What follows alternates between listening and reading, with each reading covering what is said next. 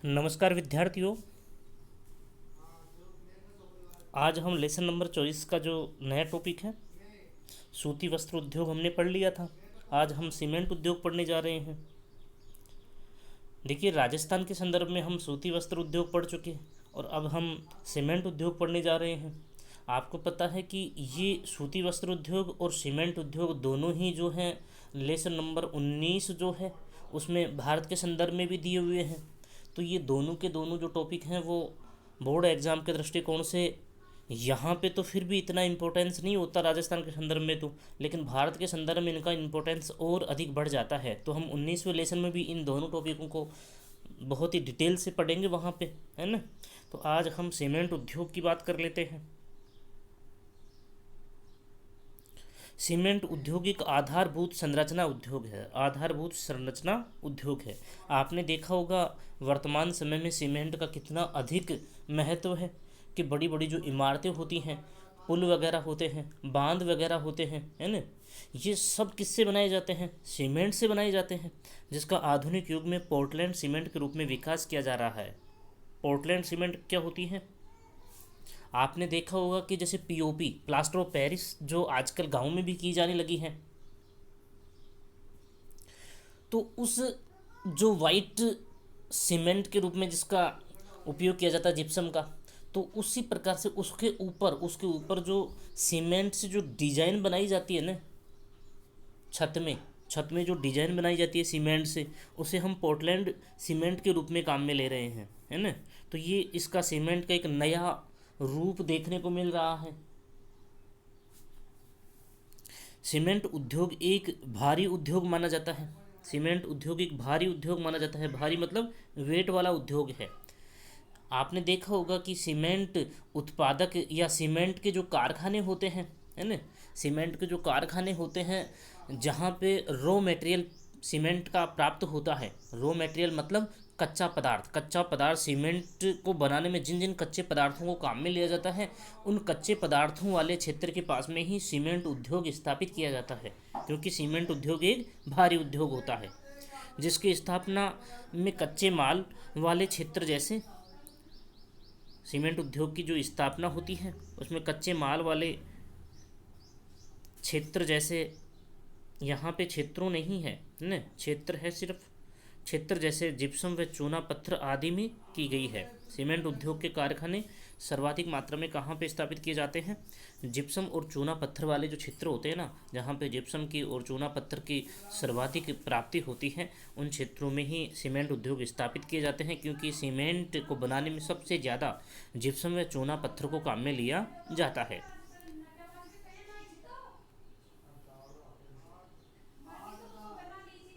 सामान्यतः 1 ton cement का उत्पादन करने के लिए, देखिए, एक मतलब एक अनुमान है या यूं कहें एक जो तथ्य है, उसके अनुसार 1 टन सीमेंट बनाने में कितनी कितनी मात्रा में अन्य जो कच्चे पदार्थ हैं वो काम में लिए जाते हैं। तो हम बात कर लेते हैं 1 टन सीमेंट का उत्पादन करने के लिए 3 टन कच्चे माल की आवश्यकता होती है। अब 3 टन जो कच्चा माल है, 1 टन सीमेंट का उत्पादन करने के लिए कच्चा माल कितना चाहिए? 3 टन। और 3 टन से 1 टन सीमेंट उत्पादित होती है ना। अब 3 टन में कितनी कितनी मात्रा में पदार्थ लिए जाते हैं? 1.5 टन चूना पत्थर होता है।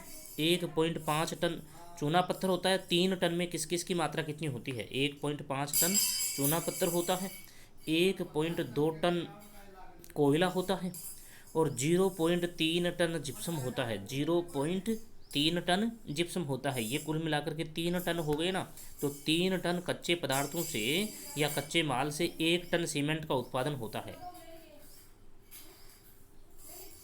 अब नोट में देखिए, यहाँ पे कुछ भी नहीं है। राजस्थान का सीमेंट उत्पादन में आंध्र प्रदेश के बाद दूसरा स्थान है। ये कॉमन सा क्वेश्चन है, 1 नंबर का क्वेश्चन आ सकता है, क्योंकि 24वें लेसन से 1 नंबर के क्वेश्चन भी तो आते हैं ना। तो यहाँ पे अगर आपसे छोटा सा प्रश्न पूछा जाए कि राजस्थान का सीमेंट उत्पादन में कौन सा स्थान है, तो आप क्या बताएंगे? दूसरा स्थान है ना। आंध्र प्रदेश के बाद में दूसरा स्थान है। यहाँ से 2.5 बिलियन टन, ये बिलियन है, क्या है ये? बिलियन है। यहाँ से 2.5 बिलियन टन चूना पत्थर का खनन किया जाता है, चूना पत्थर निकाला जाता है। और ये यहाँ पे हम क्या बात कर रहे थे, 1 बिलियन बराबर, देखिए ये क्या लिखा हुआ है जिसकी हम बात कर रहे थे भाई, ये क्या है, कुछ भी नहीं है ना, क्या है ये, 1 बिलियन बराबर 10 मिलियन होता है। 1 बिलियन बराबर 10 मिलियन होता है, और 1 मिलियन बराबर 10 लाख होता है।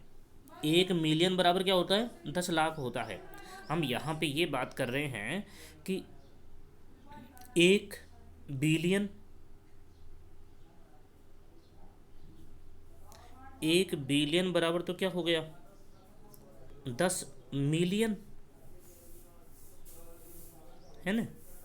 और 1 मिलियन बराबर क्या हो गया, 1 मिलियन बराबर क्या हो गया, 10 लाख। ये बात है, ठीक है ना, ये बात 10 लाख, समझ गए। तो यहाँ पे 2.5 बिलियन टन चूना पत्थर का खनन किया जाता है। राज्य में सर्वाधिक सीमेंट उद्योग का स्थानीयकरण अनुकूल व उत्तम दशाएं होने के कारण चित्तौड़गढ़ व सवाई माधोपुर जिलों में हुआ है। राजस्थान में सर्वाधिक जो सीमेंट उद्योग के जो कारखाने हैं उनका केंद्रीयकरण, या यूँ कहें सर्वाधिक जो सीमेंट उद्योग के जो कारखाने स्थापित किए गए हैं वो अनुकूल और उत्तम दशाएं होने के कारण चित्तौड़गढ़ और सवाई माधोपुर जो जिले हैं उनमें सर्वाधिक मात्रा में स्थापित किए गए हैं, इन दो में। प्रारंभिक समय में सीमेंट उद्योग का स्थानीयकरण पूर्वी व दक्षिणी पूर्वी जिलों जैसे बूंदी, कोटा, चित्तौड़गढ़ व सवाई माधोपुर तथा उदयपुर में हुआ है।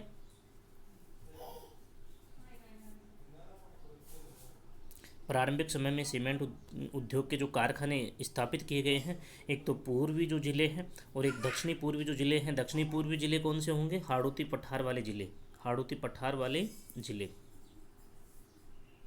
कोटा है, बूंदी है ना, चित्तौड़गढ़, सवाई माधोपुर, उदयपुर, इन जिलों में हुआ है।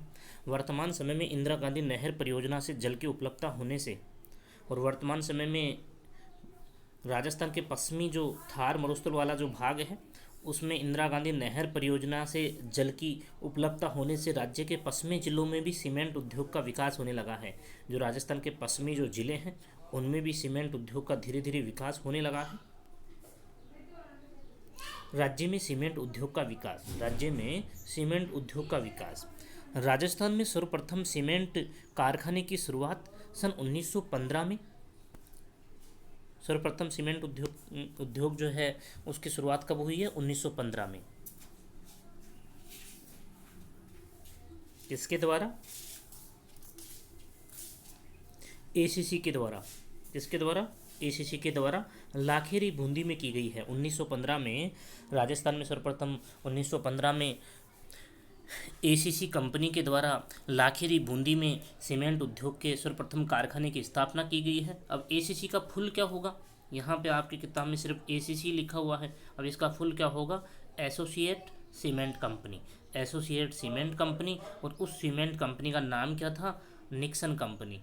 क्या नाम था, निक्सन या एरिक, निक्सन कंपनी, ठीक है ना, निक्सन ही कहेंगे इसको, ठीक है, निक्सन कंपनी। ए का मतलब एसोसिएट हो गया, सी का मतलब सीमेंट हो गया, और सी का मतलब कंपनी हो गया, associate cement company, Nixon company जिसका नाम है ना। तो उसके द्वारा लाखेरी बूंदी में सर्वप्रथम कारखाना स्थापित किया गया। वर्तमान समय में सन 2012 के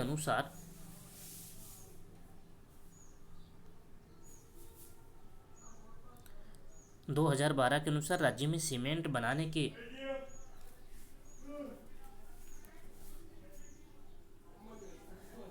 19 बड़े व 4 मध्यम एवं 104 लघु कारखाने स्थापित किए गए हैं। ये है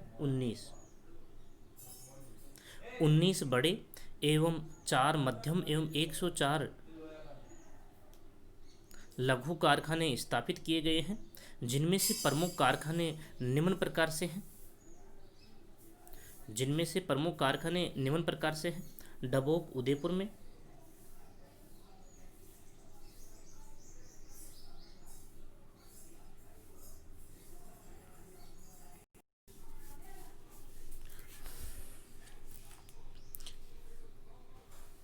डबोक जो है उदयपुर में, चंदेरिया, निम्बाहेड़ा, ये दोनों चित्तौड़गढ़ में है। मोडक कोटा में है। ब्यावर अजमेर में है। कोटा और रास ये दो स्थान हैं। कोटा अलग है और रास अलग है। ये दोनों पाली में है। पिंडवाड़ा सिरोही में है। गोटन नागौर में है। खारिया खंगार जोधपुर में है। खारिया खंगार जोधपुर में है। आदि में सीमेंट उत्पादक के बड़े व मध्यम क्षेत्र हैं। आदि में सीमेंट उत्पादक के बड़े व मध्यम क्षेत्र हैं। गोटन नागौर तथा खारिया खंगार जोधपुर में सफ़ेद सीमेंट के कारखाने स्थापित हैं। अगर आपसे ये पूछा जाए कि राजस्थान में सफ़ेद सीमेंट के कारखाने कहाँ पे स्थापित हैं, तो एक तो गोटन में, गोटन कहाँ है, नागौर ज़िले में, और खारिया खंगार जो है वो जोधपुर ज़िले में। तो नागौर और जोधपुर में दो कारखाने सफ़ेद सीमेंट के स्थापित किए गए हैं, ये भी आपको अच्छे से ध्यान करना है। राजस्थान में बड़े सीमेंट कारखानों की अपेक्षा छोटे सीमेंट कारखाने स्थापित किए जाने के प्रमुख कारण, ये देखिए, ये बहुत ही इंपॉर्टेंट क्वेश्चन यहाँ पे बन जाता है। राजस्थान में बड़े सीमेंट कारखानों की अपेक्षा छोटे सीमेंट कारखाने स्थापित क्यों किए जा रहे हैं? अपेक्षाकृत राजस्थान में बड़े सीमेंट के कारखाने स्थापित नहीं किए जा रहे, उनकी अपेक्षा छोटे छोटे जो सीमेंट के कारखाने हैं पूरे राजस्थान में स्थापित किए जा रहे हैं, है ना। तो इसके पीछे क्या कारण है उनकी हम बात कर रहे हैं। यह देखिए, बोर्ड एग्जाम में लैंग्वेज पूरी तरह से चेंज करके भी इस प्रकार से क्वेश्चन आ सकता है कि राजस्थान में सीमेंट के छोटे कारखाने ही क्यों स्थापित किए जाते हैं, कोई कारण बताइए, कोई 4 कारण बताइए, 2 कारण बताइए ऐसे। तो पहला कारण क्या होगा, छोटे कारखानों की स्थापना में कम लागत का आना। एक तो छोटे छोटे जो सीमेंट के कारखाने स्थापित किए जा रहे हैं उनमें लागत कम आती है, कम पूंजी की आवश्यकता होती है, तो छोटे छोटे उद्योगपति भी उनको आसानी से लगा लेते हैं। दूसरा देखिए, चूना पत्थर के विभिन्न क्षेत्रों से प्राप्त चूने पत्थर का उपयोग होना। चूना पत्थर के विभिन्न क्षेत्रों से प्राप्त चूने पत्थर का उपयोग होना, और सभी जहाँ जहाँ पे चूना पत्थर है वो उन सभी क्षेत्रों से चूना पत्थर जो है उसका उपयोग आसान होता है, स्थानीय चूने का उपयोग हो जाता है। तीसरा कारण, छोटे सीमेंट कारखानों में कम ऊर्जा की आवश्यकता होती है। छोटे सीमेंट के जो कारखाने होते हैं उनमें ऊर्जा की कम आवश्यकता होती है। चौथा देखिए, बिजली का कम खपत होना। छोटे सीमेंट के जो कारखाने होते हैं उनमें कम बिजली की आवश्यकता होती है, ये भी एक बड़ा फायदा है।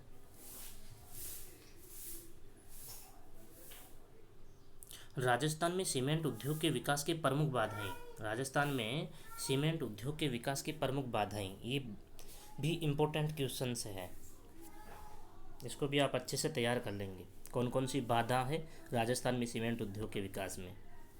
पहले देखिए, परंपरागत उत्पादन तकनीक का होना। जो राजस्थान में सीमेंट जो बनाई जाती है, ये सीमेंट का जो उत्पादन किया जाता है उसको बनाने में आज भी परंपरागत तकनीक ही काम में ली जाती है, या यूँ कहें परंपरागत विधियों को ही काम में लिया जाता है सीमेंट बनाने में, तो ये भी एक बड़ी बाधा है। उसके बाद में दूसरा है कोयले की कमी का होना। राजस्थान में कोयले के जो भंडार हैं वो सीमित हैं, है ना। उसके बाद में तीसरा देखिए, ब्रॉड गेज। ब्रॉड गेज का मतलब होता है बड़ी रेल पटरियाँ। बड़ी रेल पटरियाँ जो हैं, या यूँ कहें रेल लाइनों का कम होना। कौन सी प्रकार की रेल लाइनों का कम होना, ब्रॉड गेज, बड़ी रेल पटरियों वाली जो रेल लाइनें हैं उनका कम होना। और छोटी जो नैरो गेज की जो लाइनें हैं, नैरो गेज का मतलब होता है छोटी जो रेल की पटरियाँ होती हैं उनके ऊपर छोटी छोटी ट्रेनें चलाई जाती हैं जिनसे सीमेंट का दोहन किया जाता है या ढोहा जाता है, उनको एक स्थान से दूसरे स्थान पर सीमेंट को पहुंचाया जाता है। तो ब्रॉड गेज की जो लाइनें हैं वो उनका अभाव है। बड़ी जो लाइनें हैं, बड़ी पटरियों वाली जो लाइनें हैं उनका अभाव है, तो ये भी एक बड़ी समस्या है।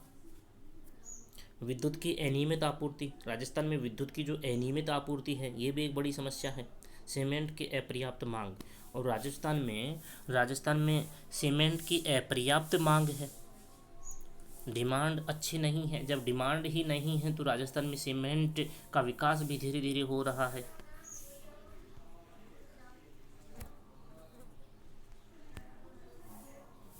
राजस्थान में ग्रामीण विकास। सन 2011 के अनुसार राज्य की 75.2% जनसंख्या गांव में निवास करती है। ये भी डाटा है तो ध्यान कर लेंगे इसको। इस जनसंख्या समूह के आर्थिक व सामाजिक विकास के उद्देश्य से प्रथम पंचवर्षीय योजना के दौरान सामुदायिक विकास कार्यक्रम 1952 में पंचायती राज विकास कार्यक्रम 1959 में चलाई गई। प्रथम पंचवर्षीय योजना के दौरान सामुदायिक विकास कार्यक्रम 1952 में तथा पंचायती राज विकास कार्यक्रम 1959 में चलाई गई। प्रथम पंचवर्षीय योजना के दौरान अनेक कार्यक्रम चलाए गए, उनमें एक तो सामुदायिक विकास कार्यक्रम तो प्रथम पंचवर्षीय योजना में आ गया, जबकि 1959 वाला जो है ये द्वितीय पंचवर्षीय योजना में, पंचायती राज विकास कार्यक्रम जो है वो द्वितीय पंचवर्षीय योजना में चलाया गया। ये भी आप ध्यान करेंगे।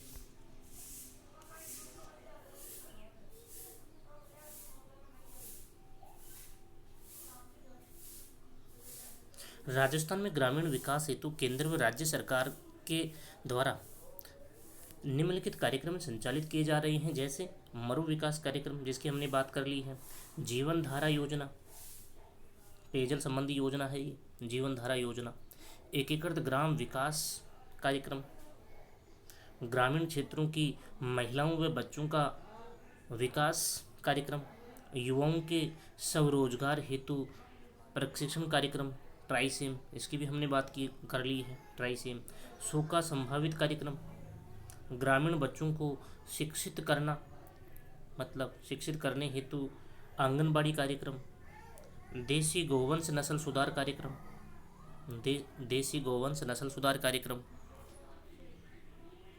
ऑपरेशन फ्लड जो है जिसको श्वेत क्रांति कहते हैं जो दूध से संबंधित है, हरित क्रांति, भेड़ नस्ल सुधार कार्यक्रम, भामाशाह योजना, प्रधानमंत्री ग्राम सड़क योजना, स्वर्ण जयंती ग्राम स्वरोजगार योजना, सौजल धारा ग्राम पेयजल योजना, सौजल धारा ग्राम पेयजल योजना, ग्रामीण स्वच्छता कार्यक्रम, प्रधानमंत्री ग्रामोदय योजना,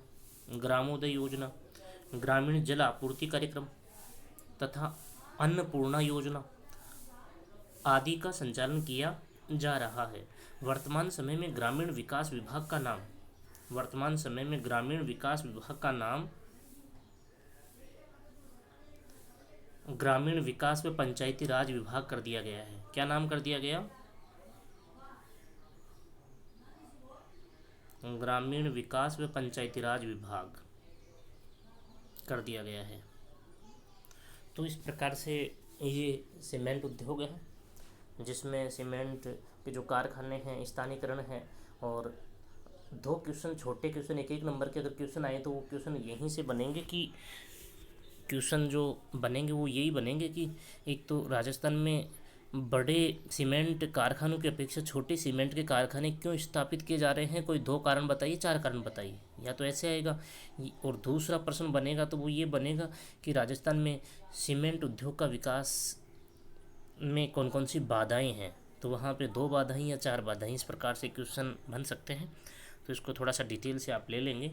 वैसे ज़्यादा हार्ड नहीं है, ये ईजी है, वैसे पूरा जो है वो ज़्यादा हार्ड नहीं है, ईजी है। तो आप इसको थोड़ा थोड़ा ले लेंगे, कोई दिक्कत नहीं है। ये फैक्ट तो आपको भारत के संदर्भ में भी याद करना पड़ेगा। 1 टन सीमेंट बनाने के लिए 3 टन कच्चे पदार्थों की आवश्यकता होती है ना। ये तो आपको भारत के भूगोल में पढ़ना पड़ेगा। तो इस प्रकार से आज के लिए इतना ही काफ़ी है। आगे क्लास हम कल करेंगे। शायद ये जो लेसन है 24वां लेसन जो चल रहा है ये नेक्स्ट 3 क्लासों में कंप्लीट हो जाएगा। इसलिए मैंने आज जो है नया जो लेसन है, लेसन नंबर जो 6 है, उसका मैंने PDF डाल दिया है। अगर जैसे कोई चीज़ आपको समझ में नहीं आ रही है, पेन से भी मैंने कुछ चीज़ें ऐड और करी हैं, बाद में वो ऐड करी गई हैं, तो उन चीज़ों को भी आप जहाँ पे वो ऐड करी गई है ना उसी के पास में उनको ऐड भी कर दें आप। और जो चीज़ जहाँ पे आपको कोई चीज़ समझ में नहीं आती है तो आप जब वीडियो आएगा ना उसका, तो उस वीडियो में से देख करके भी आप उस चीज़ को दुरुस्त कर सकते हैं, सही कर सकते हैं। तो वो भी आप ध्यान रखेंगे। और भी किसी को किसी प्रकार की कोई समस्या हो तो मैसेज के रूप में वो भेज सकता है, ठीक है ना।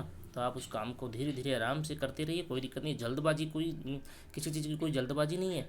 अब आप मान के चलिए इस जैसे 2-3 तारीख तक, या यूँ कहें 5 तारीख तक मान सकता हूँ मैं, तो 5 तारीख तक ये मान के चलिए आप 6वां लेसन और आपका ये जो चल रहा है वो लेसन, तो यही लेसन होंगे। लगभग 5 तारीख तक आपका 6वां लेसन और ये लेसन जो चल रहा है यही होगा। 3-4 रोज़ तो इस लेसन में ही लग जाएंगे, है ना। तो आप आराम से धीरे धीरे करते रहें, कोई दिक्कत नहीं है।